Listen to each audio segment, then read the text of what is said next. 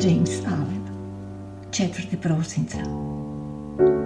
Iz duha poniznosti izviru krotkost i miroljubivost. Iz samopredaje potječu strpljenje, mudrost i ispravno prosuđivanje. Iz ljubavi niknu ljubaznost, radost i harmonija, a iz suosjećanja proizlaze blagost i opraštanje. Onaj koji se uskladio s ove 4 kvalitete, božanski je prosvjetljen. Vidi odakle izviru ljudski postupci i kamo vode, te zato ne može više živjeti svoje mračne sklonosti. Potpuno je ostvario bratstvo kao slobodu od zlobe, zavisti, ogorčenosti, prepirki i osude.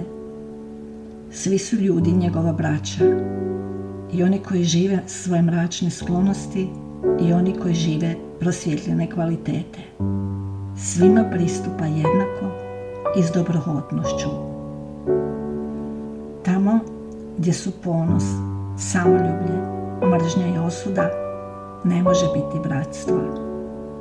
Bratstvo se prije svega sastoji od pojedinčeva odricanja sebe.